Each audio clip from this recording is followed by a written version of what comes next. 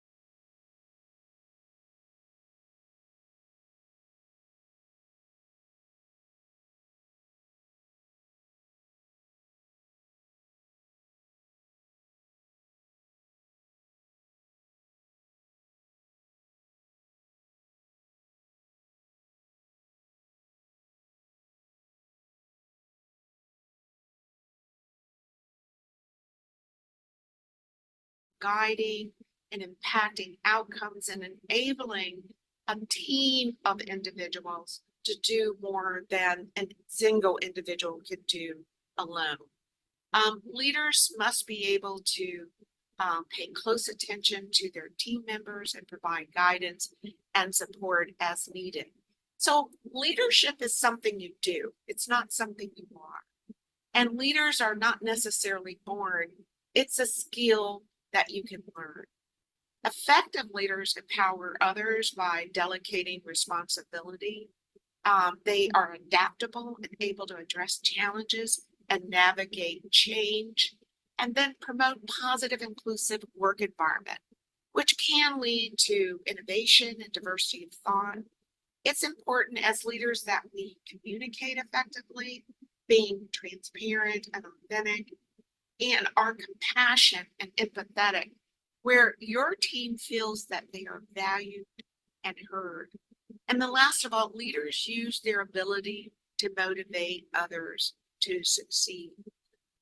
So the pandemic made an incredible impact on how we live our lives, but also made an impact on how we lead back in the day, but also today in 2024. And it's also helped change the mindset of leaders to recognize that there needed to be a change post-pandemic.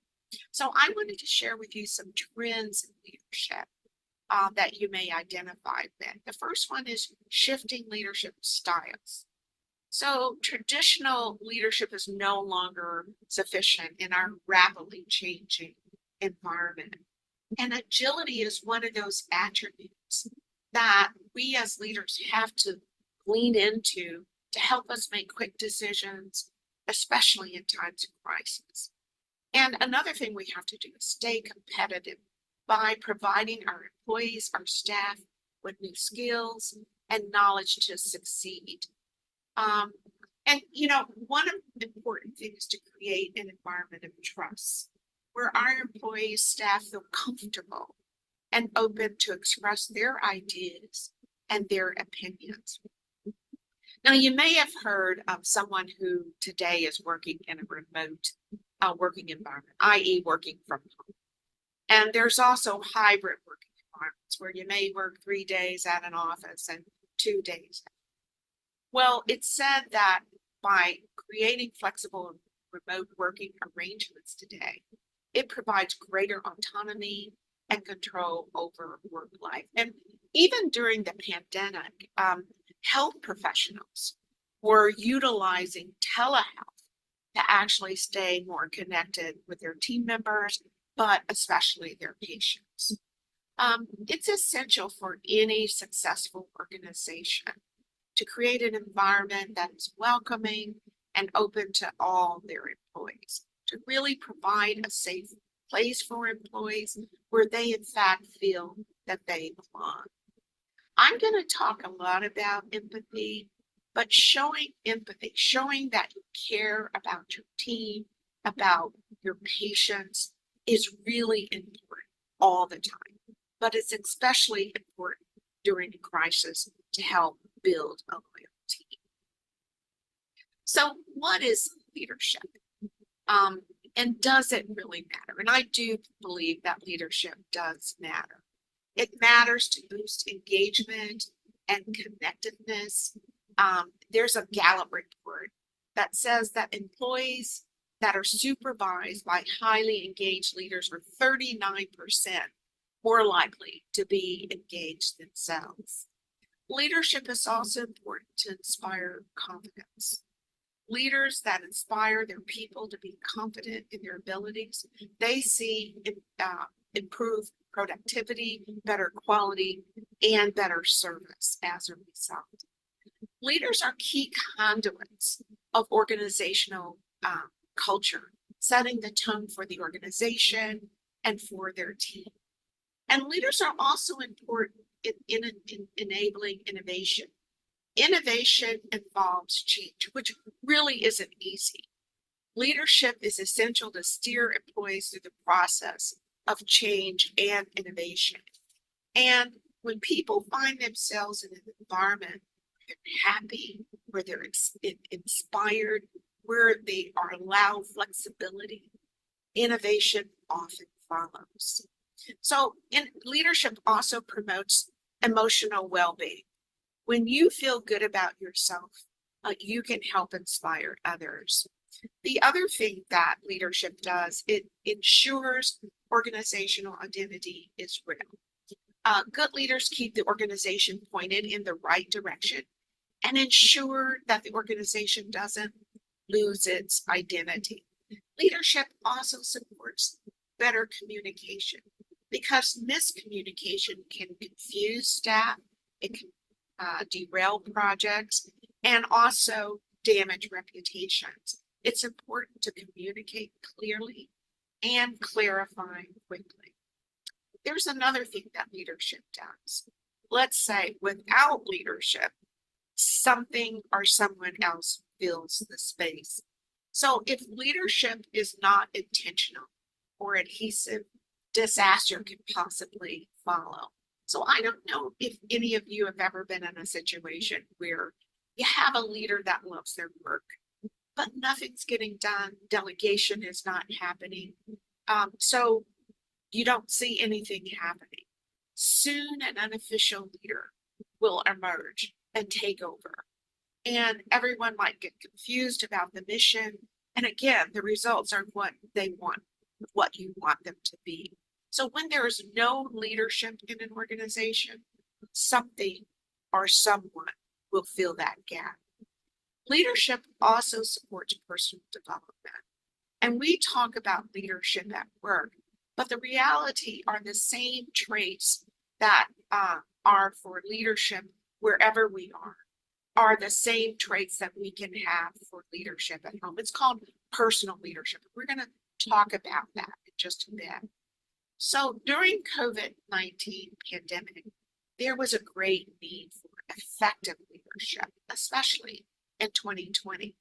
And there was a Harvard Business Review in a 2020 article that shared 4 lessons for leaders in a crisis. The first one was urgent action. The second one was transparent communication. The third was productive responses to errors that might have happened.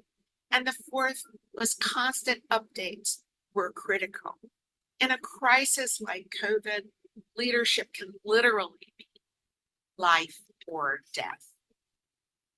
So why is leadership important in healthcare? All the reasons that I have stated here are important for leadership in healthcare. Leadership is essential to various outcomes, including promoting quality care, helpful and trustful work environment, effective team management, and of course, to deliver excellence in patient care. So what about dentistry? What skills are needed? Well, first off, you need to be able to create and communicate your vision, whether you are in a practice, a department, a startup business, or a corporation. It's also important to team build. Recruiting and managing a strong team of health professionals can help us actually work together to deliver that excellence of care we just talked about. And to delegate. I want to tell you about when I was in global oral care at Colgate, and we were setting to roll out the social responsibility initiative that I was responsible for. We had about 80 teams around the world. And the reality is that they had the insight, they understood the needs of the countries that they were working with, and they were better equipped to roll out this program. And what we had to do was really step back and let them do the work, and the results were phenomenal. So in terms of delegating, you have to identify your team members with the skills you need, assign them the work, and then step back and trust them to actually let it get done. Determination, endurance, and resilience help manage the highs and lows of the work you do. And humility means admitting when you're wrong, understanding what you need to do, and then changing direction if needed. It's also important to have a clear and honest communication to be able to align your actions with your words. Again, compassion and empathy is important for your team and for your patient, understanding their needs. Leaders are decisive. They make the tough decisions. And continuous learning is really important to support gaining additional expertise to grow your practice and grow your business. So I wanted to share with you some practical leadership advice for the practicing dentist that was put together by Dr. Carrie Stoff, who wrote an article in AGD newsletter.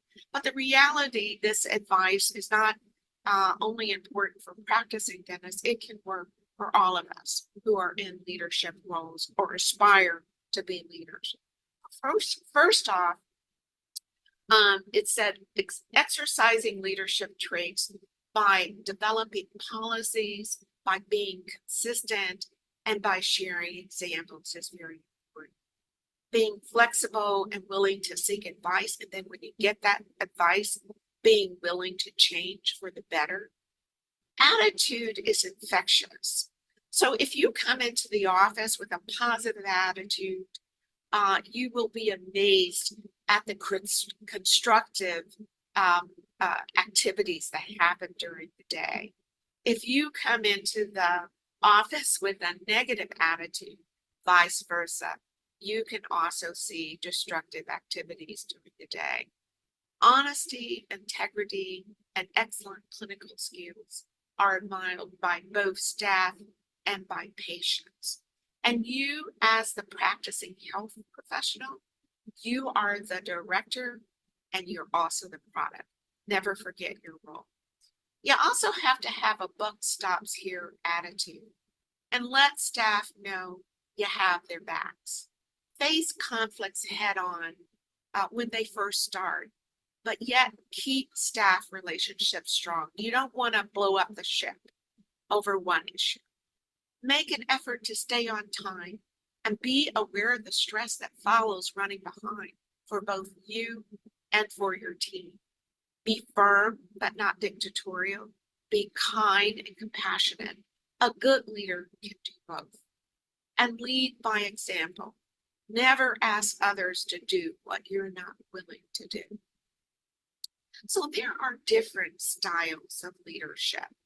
And it said that the most effective leaders know when to use their various leadership styles for different situations.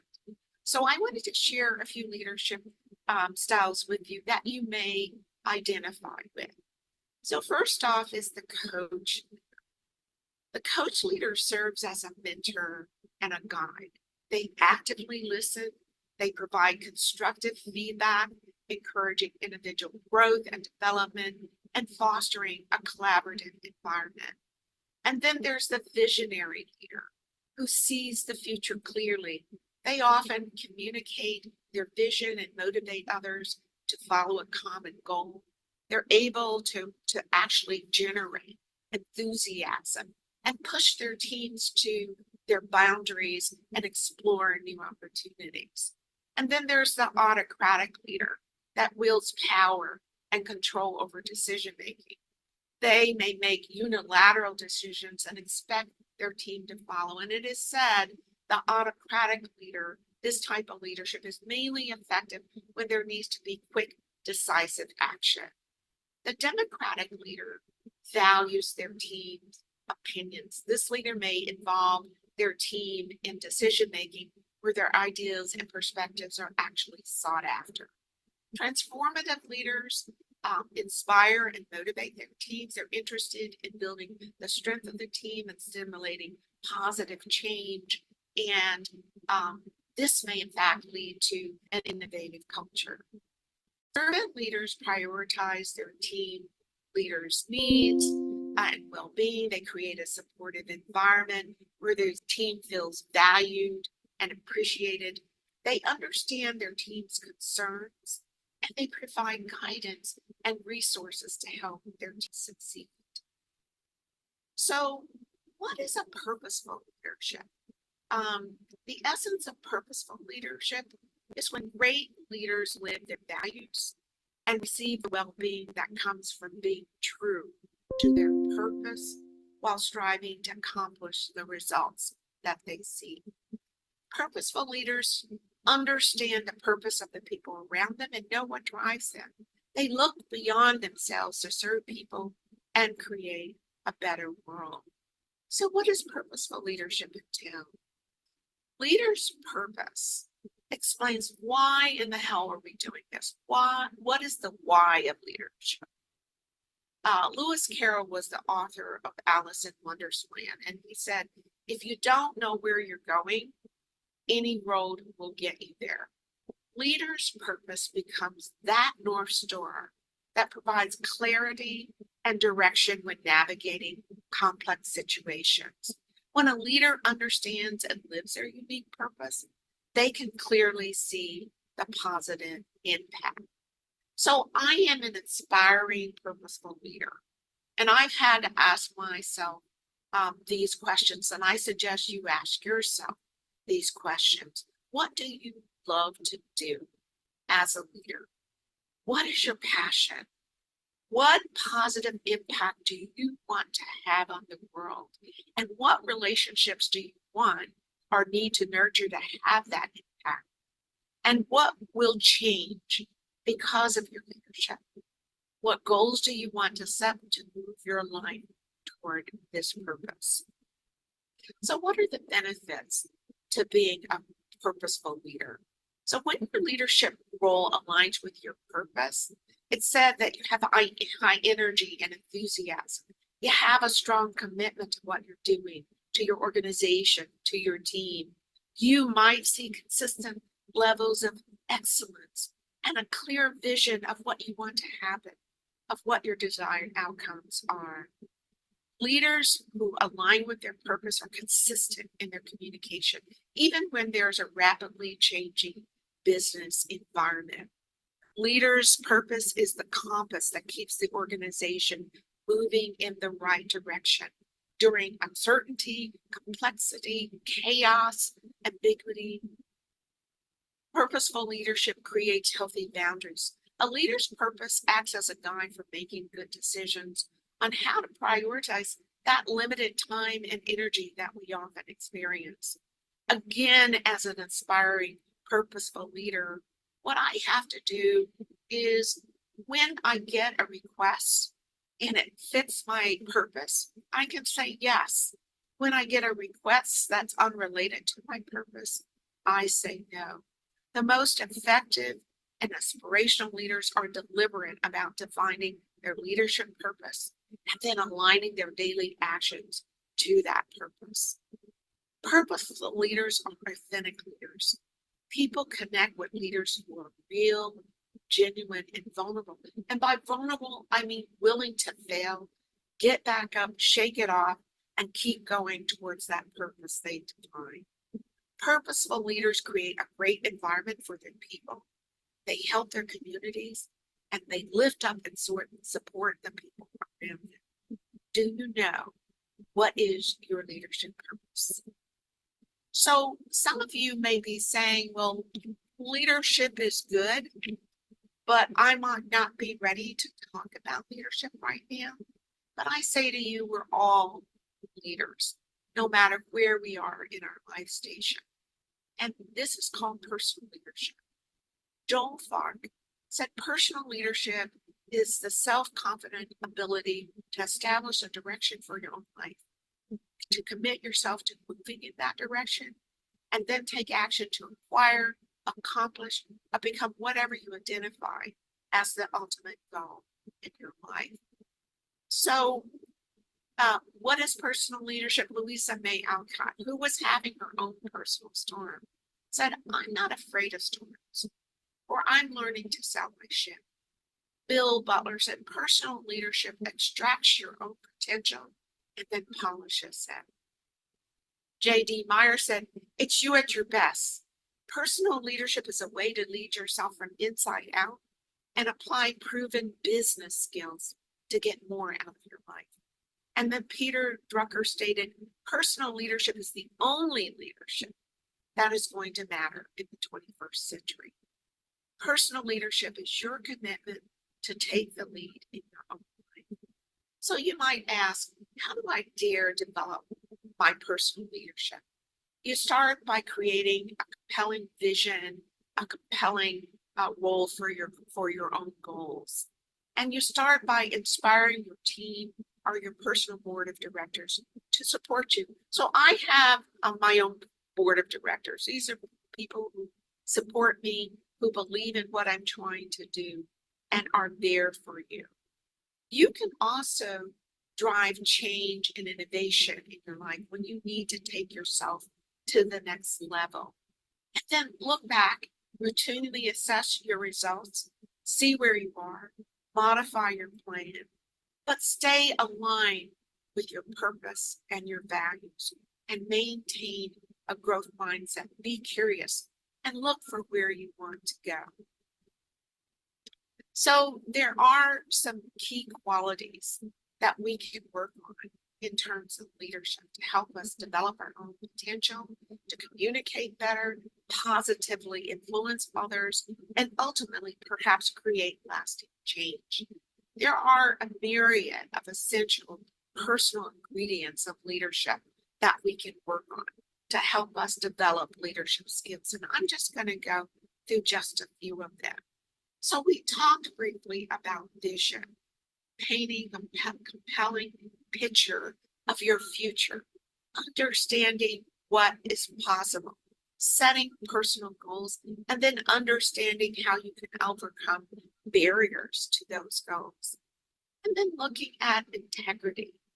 Integrity is about having your own moral compass to consistently support the appropriate actions you want in your life and reject those actions you deem inappropriate. Empathy. Empathy is using social and emotional intelligence to react to what others feel, to care about what others are doing. Communication. Being able to inspire and motivate others, getting across your messages. We always talk about how do I effectively get across my messages to those that you want to lead or that you want to follow here. Influence is about being able to sway and motivate others to embrace your ideas or follow your thinking. And then self-awareness is understanding your own strengths, your weaknesses, your biases, and recognizing how you present yourself to others, looking at yourself in the mirror. And then collaboration is promoting teamwork and encouraging synergy, embracing diverse ideas. And accountability is when you are responsible for your actions, when you actually hold yourself to a higher standard. So what is the benefit of personal leadership? You experience more quality efficiency and production, you quality time. You not only know what you are doing well, but you know why you're doing it. You're committed to your work. That commitment supports your personal life and values. You actually experience a life of enjoyment.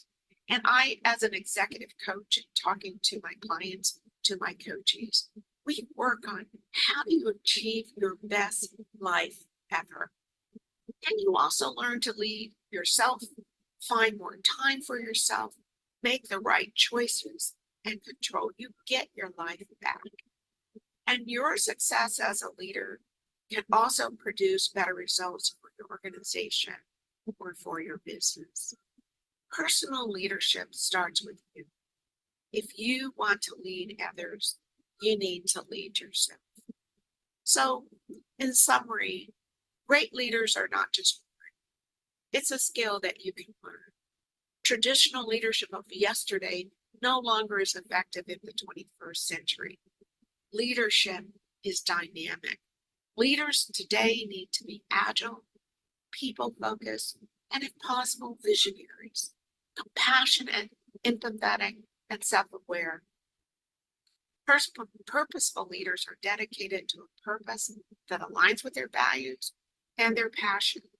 Effective leaders are able to collaborate, innovate, and then make those tough decisions for change. Personal leadership is core to each of us. creating an opportunity for us to find happiness and success in what we do. What kind of leader you become starts with you. Thank you. Do you have any questions?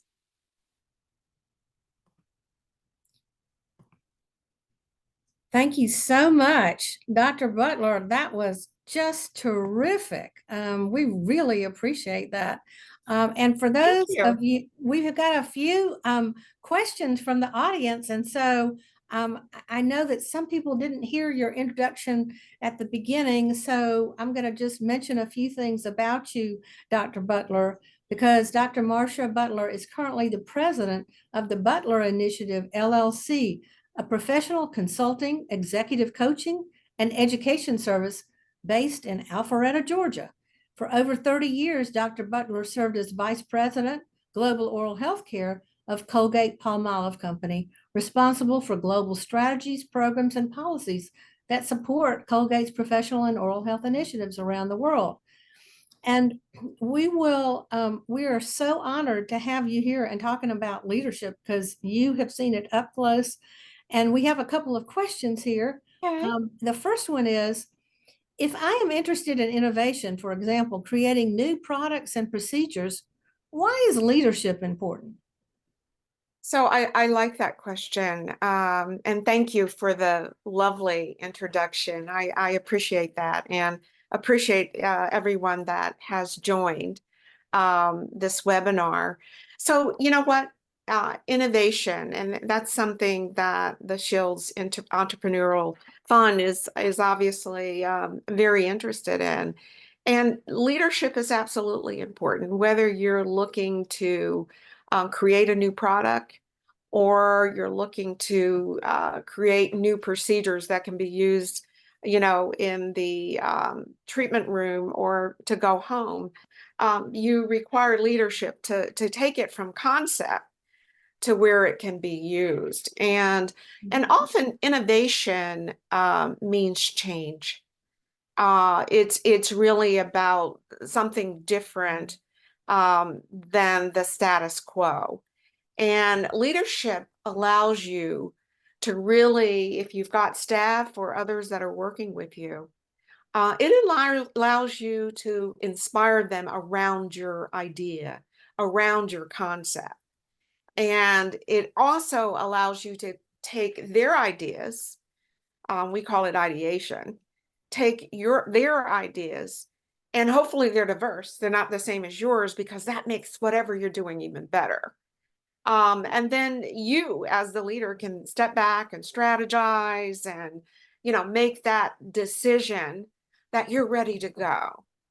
And once you've got it where you want it, then you still have to use your leadership skills to actually, again, inspire, communicate, motivate, influence others to adopt your new innovation. Again, whether that's in the, you know, in your treatment room or whether that's something that needs to go home. So leadership can be helpful in getting an innovation idea from concept to where it can actually be used. Well, you've certainly inspired and communicated well about leadership, and I'm excited about this. One other question that we've gotten is, who's a leader that you admire? So it's interesting because I do admire leaders that are well known and also those that are not well known. And I was trying my best to pull up a leader that was a woman, a female, because it is Women's History Month.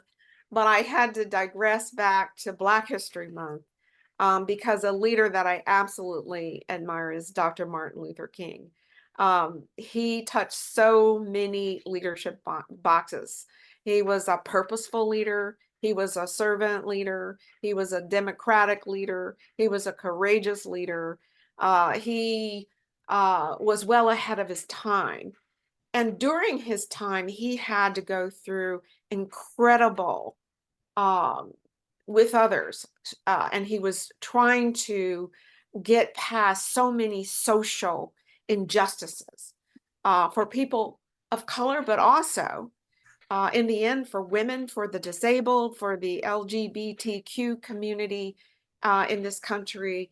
And I would say he was a catalyst for change. Over many years. This didn't happen like this. It took years, and he was able to inspire and motivate and influence people at the highest levels of government. But he was also able to do the same for marginalized people on the ground, who he actually pulled together to actually move his purpose and their purpose forward, and to inspire trust and to follow him. So I was, I could go on and talk about him. I think the other thing that he did was he was able to balance humility and compassion, um, and still that drive to do what was right. That integrity that you need for an unselfish purpose, to protect freedom and the rights of marginalized people in this country. So yeah, he was amazing. Again, ahead of his time. There are many who have followed, but I couldn't resist the opportunity to talk about Dr. Martin Luther King. Oh, thank you so much for reminding us of his legacy. And what a great legacy too, as Yes, a leader. Yeah. yes. Well, if there are other questions, please type them in the chat box, but we have another question, and that is really kind of leading from kind of the last question and leading into the issue, which I'm sure if Dr. King was alive, he would be talking about health equity. Oh, So, absolutely. yeah. So Absolutely. what is health equity, and what can we do to advance health equity in dentistry? There's a lot of conversation about let's advance health equity or oral health equity without really defining what that is and Yeah. where are we starting, how are we measuring it, and just your thoughts about that, and how leadership can really help to advance oral health equity in dentistry. Yeah, it's a good question. So the CDC, I'm just going to share a definition that many of you may know, but just to put us all on the same page at the same time, says when everyone has the opportunity to be as healthy as possible.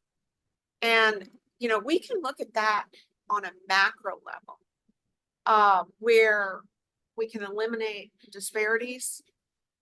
That would be the goal, to eliminate disparities in health and in healthcare, and then making sure that everybody is valued equally. And there's a lot of diagrams that show how you can do that. And I'm not good at drawing, so I'm not going to try and draw that picture. But it's about addressing the inequities and the social injustices.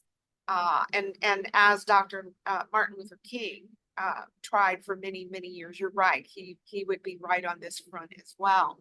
And then relating health equity to the social determinants of health when you're dealing with your patients. And I guess the last thing I would say, which is tough for us as a country, but it's to be real about systemic racism and social injustices. They do exist, and it does creep up, and so we do have to be real about that. So what can we do? And I guess the first thing is to begin to look at how do we the importance of access to care and providing adequate resources, and a lot of us have worked in that area and trying to improve both of those areas, but it still needs a lot more work to be done. And I think the other thing is building trust, at both a community level and also an individual or patient level. And how can we begin to do that? Well, I think everyone can step back and get to know their patient. In this corporate medicine world of, get everything done very quickly. Let's look at the profits at the end of the day. Maybe that doesn't fit in that, but everyone can step back and get to know their patients. I think another thing that is important is with that individual patient is really active listening. So listening to who you're providing the healthcare for. But also active listening is listening for what they say, but listening for what they didn't say by reading body language, reading facial expressions, and then having empathy and compassion to show that we care about our patients, and even beyond the issue that they might have brought to you, you know, that particular day. And something that we are understanding more of is that ethnic minorities often seek healthcare providers that look like them. And I can imagine that has to do with issues of trust and issues of language and issues of cultural competency. And I know perhaps a lot of you on the call might have actually been trained in cultural competency, but I'm just going to share kind of what I think it is. I think it's about helping to understand, communicate, and effectively interact with people of different cultures. And, you know, it's being sensitive to cultural differences. It's being able, back to humility, and not being judgmental when you're around people that are different than you. And then open to hear and listen and understand what's going on with someone who might not speak the same language as you do. I call it meeting them where they are, whether it's at a community level where you're going out, you might be doing outreach, or whether it's in someone in your chair. All of those things are important to advance health equity. Another one is promoting health literacy and helping people really deal with healthcare systems and understand the need for prevention and change their behavior, and perhaps even manage conditions that might exist, chronic conditions. And I'll tell you a story about Bright Smiles, Bright Futures, which is the Colgate Social Impact Initiative that I actually led while I was at Colgate. And one of the things that we felt it was very important to do was to actually educate children at the earliest possible age, you know, and being able to reach them through primary grade curricula, as well as Head Start curricula. That was fun and engaging, and they could see themselves in the materials that look like them. And then also reaching their parents with messaging that was at a 6th grade level and often translated in multiple languages. That's beginning to support health literacy. Much more needs to be done. And lastly, on health equity, there is a need to increase the number of dental professionals from underrepresented ethnic communities. To have, you know, to see the unmet need that we have, and you know, whether that's you know, African Americans, Hispanic, Native Americans, Asians, you know, many others. We need more professionals that represent you know, those communities.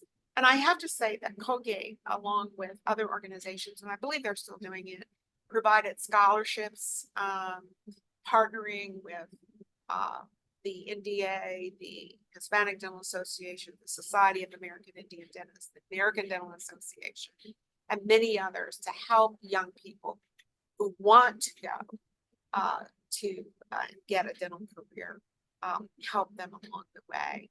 There's many more things. We could have a whole webinar on this.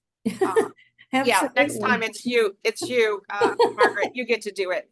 I don't know, but it's a continuous journey. It sounds it it really is a continuous journey. Yeah, it's and we've had a question because it is a journey. And we had a question about that from one of our viewers who asked, is there a different step in the leadership journey? Which means this person says they take time to prepare themselves, they identify the problems, they speak out on the problem, and they make people aware of the issue. But they always feel like they're in the preparation step. And I'm sure you can relate to that as I can. I don't think that's anything new, but in a way, it is a continual issue. How do you propose that this viewer address that for themselves? Well, you know what, it is difficult, when you do, take the time to understand, your environment, whether it's work environment or a community environment. And you are taking steps, you are speaking up, but you don't see the action, that you may want to see. And I would say, we don't give up. I'm going to go back to Dr. King. We continue to share our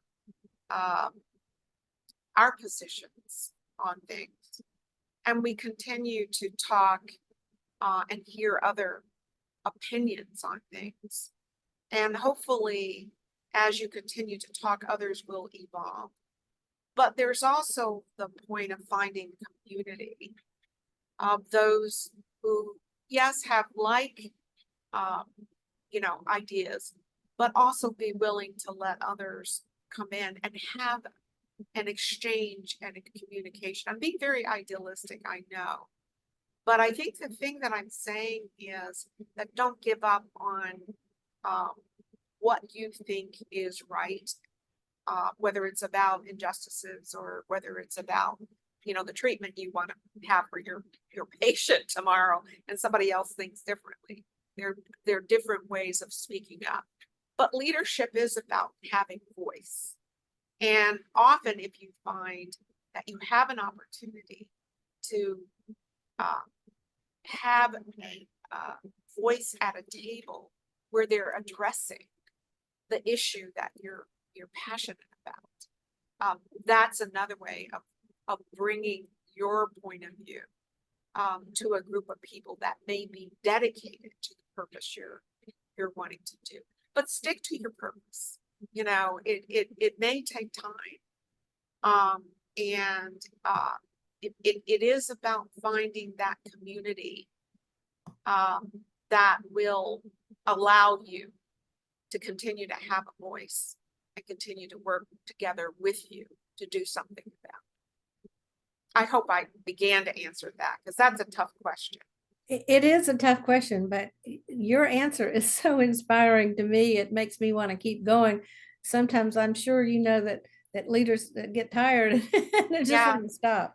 But I think keeping that purpose in mind is one of the key takeaways from your wonderful words tonight. And thank you so much for joining us here with the Schills Fund to really share your wisdom and your lessons learned with Bright Smiles, Bright Futures, and your current activities and executive coaching. And we really appreciate so much that you have joined us and sharing your wisdom, and look forward to more pearls of wisdom from you. Thank you so much. And thanks everybody for joining tonight. And do support the Schills Entrepreneurial Fund. I think you will find that there are some really, really interesting things that they're doing. So stay tuned. And thank you. I appreciate the opportunity to speak with everyone. We appreciate you, and thank you. All right. Take care. Have a good night. Good night.